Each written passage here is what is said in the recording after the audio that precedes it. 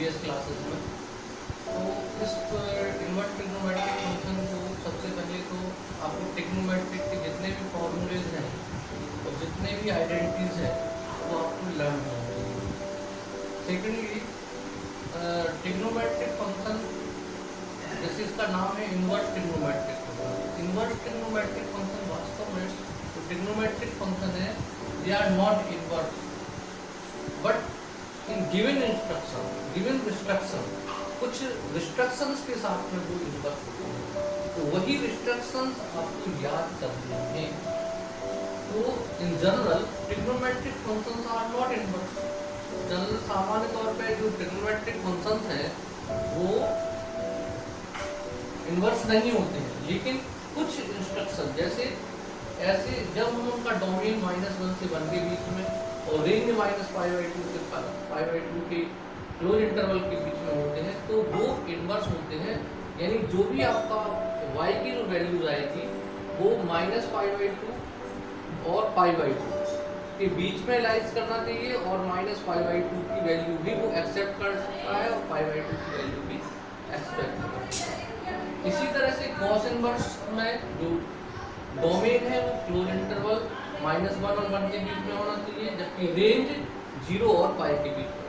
Principal values उसकी 0 < y, y < y, y = cos inverse. इसी तरह से tan इनवर्स में डोमेन रियल नंबर, रेंज -π/2 से π/2, ओपन इंटरवल में यानी जो y की वैल्यू है -π/2 less than y, y less than π/2, यानी y की जो वैल्यू है वो -π/2 नहीं हो सकती है, π/2 नहीं हो सकती है। इनके बीच में जो भी वैल्यूज होंगी वो हम उसको रख सकते हैं। यानी 0 से 2π का जो आपका वो होता है उसमें इन रिस्ट्रक्शंस के साथ में वो जो ट्रिग्नोमेट्रिक फंक्शंस हैं वो इन्वर्स होते हैं। इसी तरह से कॉट इन्वर्स का दिया है, डोमेन रियल नंबर होना चाहिए, range 0 to π, 0 less than y, y less than π, y = cot inverse x। इसी तरह से सेक इन्वर्स का दिया है, ये डोमेन होना चाहिए -∞ to -1 interval union 1 to ∞ open interval 0 to π close interval -π/2, इसमें π/2 नहीं, -π/2 का मतलब इसमें π/2 नहीं होना चाहिए आंसर में। और इसकी जो रेंज है वो 0 और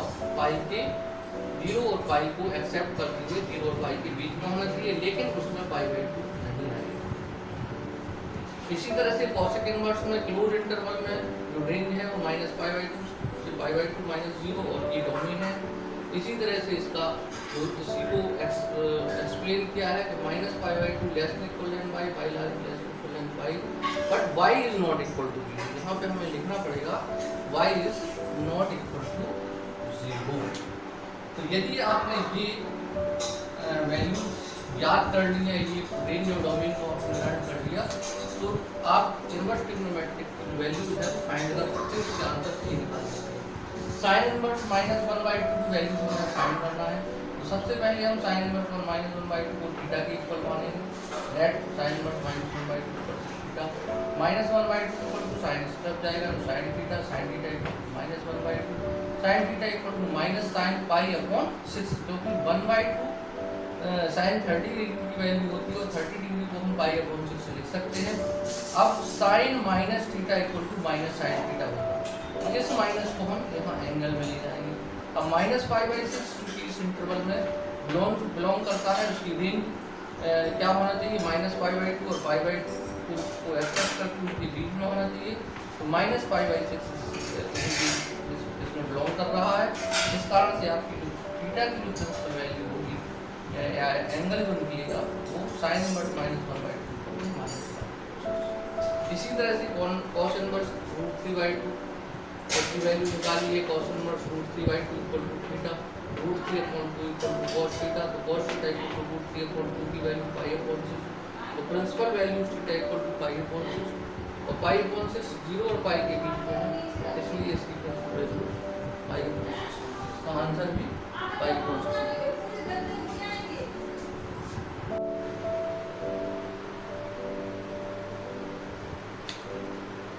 एक्सरसाइज 2.1 और क्वेश्चन नंबर 11 एंड 12। इससे पहले हमने 2.1 एक्सरसाइज का क्वेश्चन और फर्स्ट सेकंड करवाया था और उससे ट्रिग्नोमेट्रिक फंक्शन की वैल्यूज भी बताई थी कि inverse trigonometric function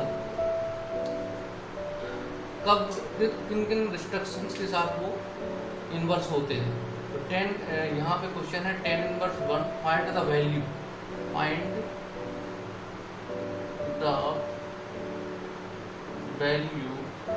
of 10 inverse 1 plus cos inverse -1/2 plus sine inverse -1/2।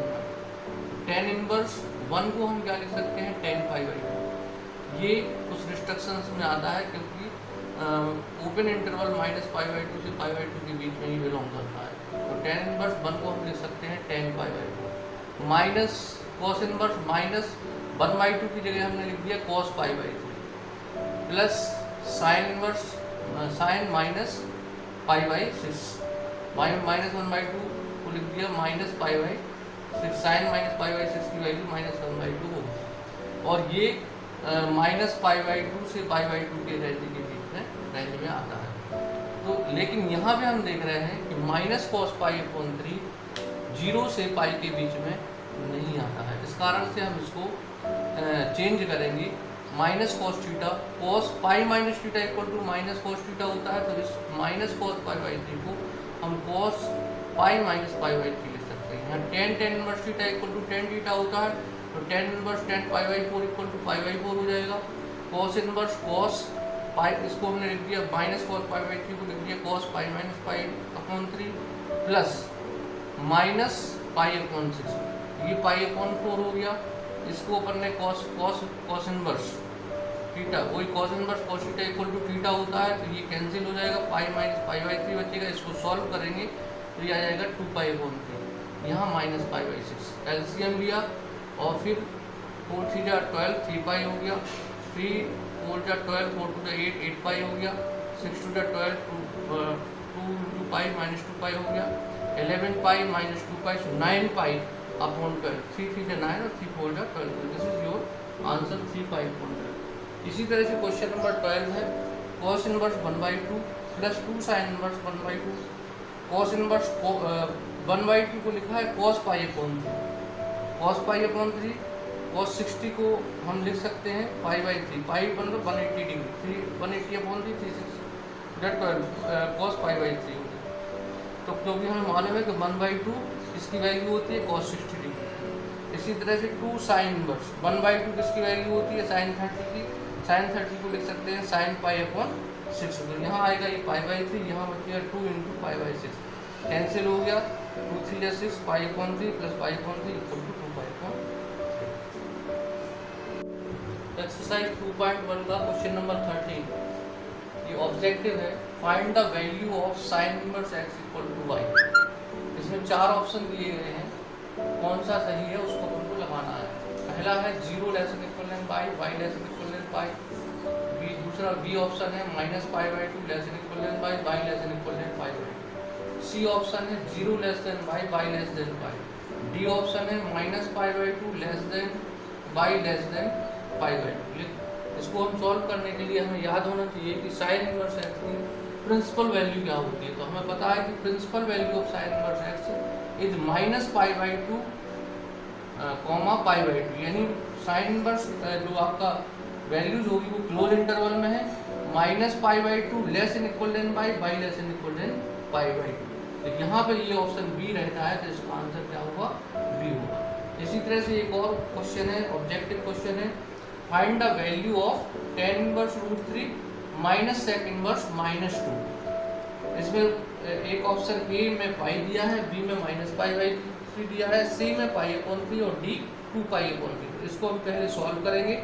tan inverse √3 को लिख सकते हैं √3 tan 60 डिग्री की वैल्यू होती है तो tan इनवर्स √3 को हम लिखेंगे tan π/3 क्योंकि π = 180 डिग्री 180/3 60 हो जाएगा। tan inverse tan π/3 sec inverse -2 है तो -sec π/3 क्योंकि हमें मालूम है कि -π/3 0 और π के बीच में बिलोंग नहीं करता है इसलिए हमें इस -sec को sec थीटा को +sec में चेंज करना पड़ेगा और उसकी वैल्यू 0 और π के बीच में लानी पड़ेगी। तो यहाँ तो कोई दिक्कत नहीं है यहाँ π/3 हो गया माइनस सेक इनवर्स, इसको हम माइनस सेक थीटा को हम लिख सकते हैं sec pi minus theta equal to minus sec theta होता है, माइनस सेक थीटा को लिख देंगे sec pi minus pi by 3, pi minus pi by 3 sec pi sec inverse sec, इसको सॉल्व करेंगे तो 3 पाई माइनस पाई 2 पाई अपॉन 3 हो जाएगा, पाई अपॉन 3 ये कैंसिल हो जाएगा, तो 2 पाई अपॉन 3 एलसीएम आ जाएगा, पाई माइनस 2 पाई